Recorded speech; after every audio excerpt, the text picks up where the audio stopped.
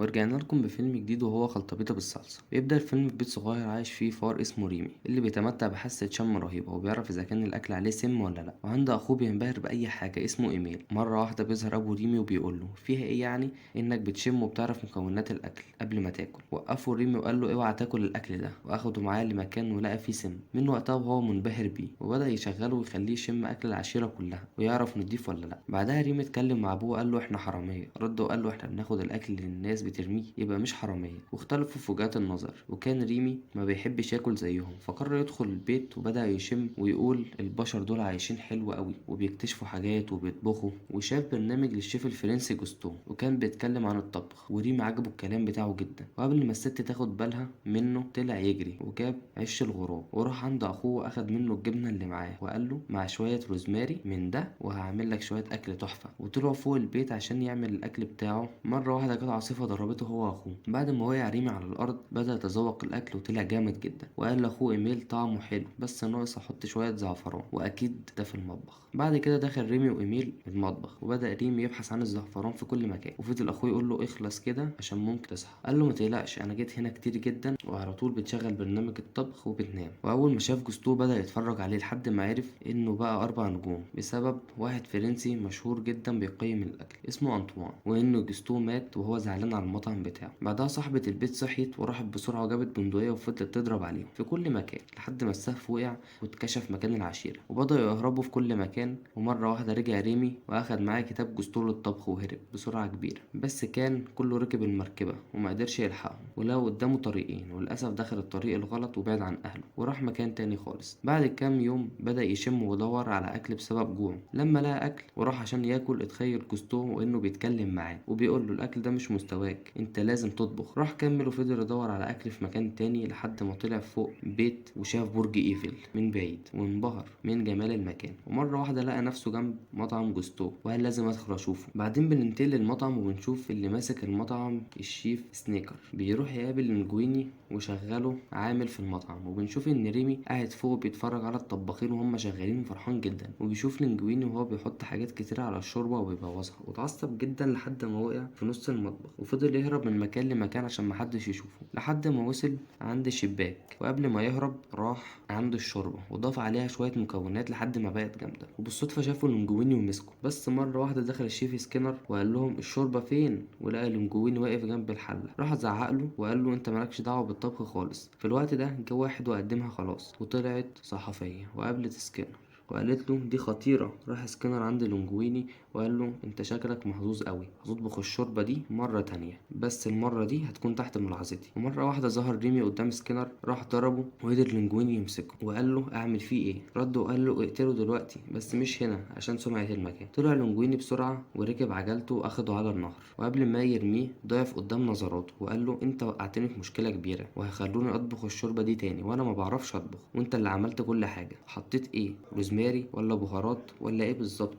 وفضل يقول له انا محتاج الشغل ده، وقال له انا ما بعرفش اطبخ خالص وانت بتعرف لازم تساعدني. واتفق معاه واتفاجئ انه فهمه اصلا وقال له انا هفتح لك وشرط انك تساعدني. اول ما فتح طلع ريمي يجري بعيد، فضل يبص عليه ولما لقاه يائس ومكتئب من الحياة قرر يرجع ويساعده. وراح لينجويني بسرعة واخده للبيت وعمل له سرير صغير وناموا هما الاتنين. تاني يوم لينجويني صحي من النوم ولسه بيقول صباح الخير ملقاش ريمي واتعصب جدا وقال انا غبي جدا دخلته بيتي وفي الاخر سرق الاكل بتاعي. ومرة واحدة لقاه وراه وبيعمل فطار. بعد كده اكل لينجويني بسرعة واخده معاه عند المطعم. وقف قدام المطعم وقال له مش عارف احطك فين بس لازم نتعاون عشان نطبخ. ودخل المطبخ بسرعة. مرة واحدة لقى سكينر في وشه وقال له يلا يا حلو اعمل الشوربة تاني. وبدأ يعمل الشوربة هو وريمي، بس في الأول فضل يعمل حركات غريبة ومش عارفين يتعاونوا لحد ما دخل المخزن وقال له لازم نشوف حل ما يكونش فيه عض ولا الكلام ده. بالصدفة سمعوا سكينر أول ما دخل شاف الفار بس ملحقش يعمل حاجة عشان لينجوين حط على شعره وخباه في الطاقية قبل ما حد يشوفه. أول ما روح وصلوا الفكرة إنه يتحكم فيه عن طريق شعره وبدأوا يتدربوا على ده وفضلوا يجربوا طول الليل لحد ما اتقنوا الموضوع. تاني يوم خلص وعمل الشوربة ودوق سكينر وقال له حلوة بس لازم تتعلم كل حاجة مش الشوربة وخلاص. وقال له من دلوقتي كلت هي المسؤولة عن تدريبك أصول مطبخنا.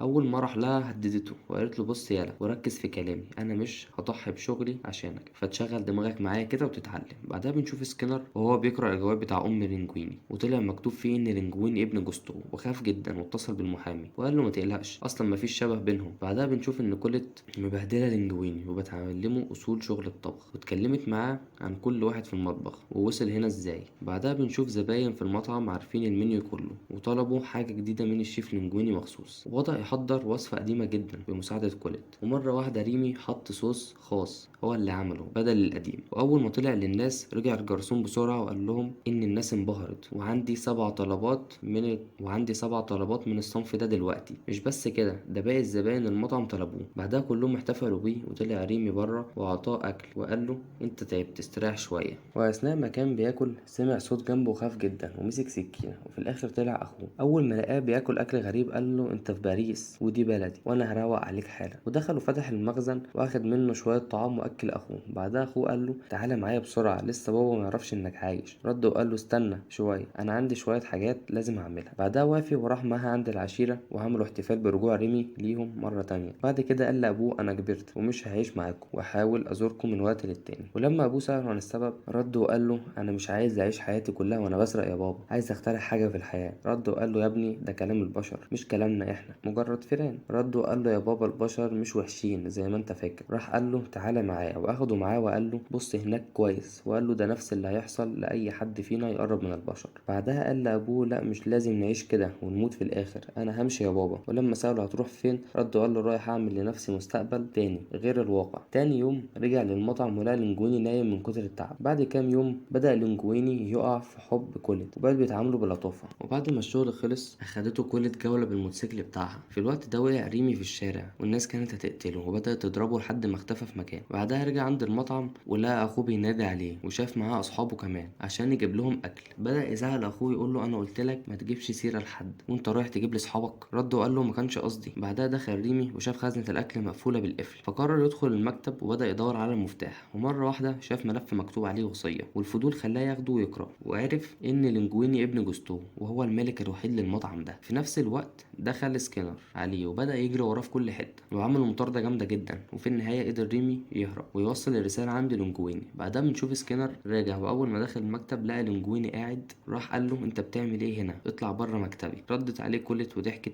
وقالت له أنت عايز تطرده من مكتبه. وانتشر الخبر في كل الصحف والمجلات، ولينجويني بقى مشهور جدا واشترى بيت جديد. وبنشوف إن أخو ريمي كل يوم يجيب له ناس أكتر من الأول وريمي يديهم أكل. بعدها بنلاقي أنطوان المتذوق المشهور جدا اللي خلى مطعم جوستو يقع زمان رجع مرة تانية وقابل لينجويني وقال له قدام كل الصحافة جهز نفسك بكرة أنا جاي واوعى تخيب أملي زي أبوك. ولينجويني اتعصب جدا من ريمي وأخده ورماه بره وقال له أنت من دلوقتي في أجازة. وريمي اتعصب وزعل كمان. مرة واحدة شاف أخوه قدامه ومعاه صحابه وقال له أنا أول مرة أشوفك زعلان للدرجة دي. بعدها ريمي قرر ينتقم وقال لأخوه خلى أبوك يجيب العشيرة كلها. بننتقل عند لينجويني اللي بيروح البيت وبيقعد يدور على ريمي وما بيلاقيهوش. في الوقت ده كان ريمي بدأ ينفذ انتقامه ودخل العشيرة كلها للمطعم بعد ما اتقفل، وبدأوا ياخدوا كل الأكل من المخزن. ومرة واحدة دخل عليهم لينجويني واختفوا كلهم، وبدأ يعتذر من ريمي على اللي عمله معاه. وبسبب تفاصيل أخو لينجويني اتكشف وجود الفيران في المخزن، ورجع عند ريمي وقال له أنا كنت فاكرك صاحبي ووثقت فيك وفي الآخر تعمل كده. اطلع بره أنت وصحابك مش عايز أشوف وشك تاني. أول ما خرج من المطعم قال لأبوه أنت كلامك طلع صح. تاني يوم كان لينجويني خايف جدا بسبب أنطوان. دخلت كولت عليه المكتب وقالت له النهارده أهم يوم في حياتك فلازم تطلع تقول كلمة تشجعهم بيها. خرج واتكلم معاهم ومعرفش يحمسهم مرة يشجعهم. في الوقت ده بنشوف ريمي وهو بيتفرج من عند الزجاج،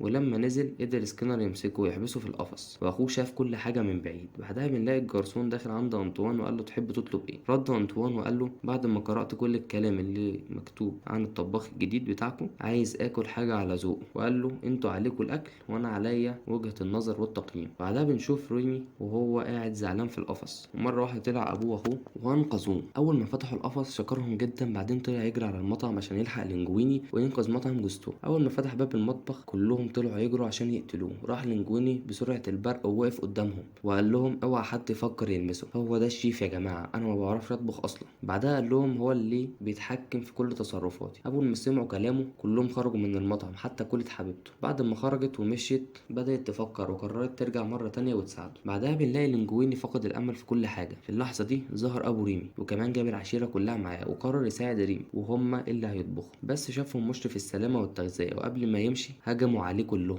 بعدها بدأ ريمي يعقمهم ويقسمهم مجموعات وكل مجموعة عليها مهمة معينة. أول ما لينجويني شافهم خرج بسرعة ولبس السكيت بتاعهم معاهم عشان يقدم الطعام بأسرع وقت للناس. ورجعت كولت في الوقت المناسب وراحت عند ريمي وقالت له عايز تقدم ايه لأنطوان. راح طلع لها صورة وجبة اسمها خلطبيطة بالصلصة وبدأت تعمل الأكلة، بس ريمي رفض وزود عليها شوية حاجات من عنده. والوجبة خلصت وأخدها لينجويني بسرعة كبيرة وقدمها لأنطوان وبدأ يدوق وأخد أول قطمة واتصدم جدا وافتكر إن ده نفس الطعم ونفس الوجبة اللي أكلها زمان من إيد أمه، وانبهر بيها جدا وخلص الطبق كله. وسكينر اتفاجئ جدا ودخل المطبخ بسرعة وقال أنا عايز أعرف مين اللي عمل الأكل ده. راح اتصدم من كمية الفيران ومسكوه بسرعة وكتفوه جنب مدير السلامة والتغذية. بعدها أنطوان قال للينجويني أنا هموت وقابل الشيف. رد وقال له أنا مش الشيف. ودخل اتكلم مع كولت. أول ما طلعت قالت له لو عايز تقابل الشيف يبقى تستنى لما كل الناس تمشي من هنا. وافق وقال لها ما عنديش مانع. وبعد ما كل الزبائن خرجت من المطعم راح لينجويني وقدم ريمي لأنطوان واتصدم جدا لحد ما دخل المطبخ وبدأ يشرح له الفار بيطبخ ازاي وشكرهم على الأكل وخرج من غير ولا كلمة. ورجع لبيته وفضل يكتب في المقال وشكر الأكل والمطعم والشيف بالتحديد. بس أول ما مفتش الصحة خرج من المطعم بلغ عنهم والمطعم اتقفل. بس لينجويني أخد خطوة جامدة جدا وفتح مطعم تاني واشتغل فيه لحد ما بقى مطعم جامد جدا، وأنطوان بقى زبون بيجي مطعمهم كل يوم تقريبا. وبكده يكون خلص فيلمنا النهاردة. لو عجبكم الملخص متنساش اللايك والاشتراك في القناة.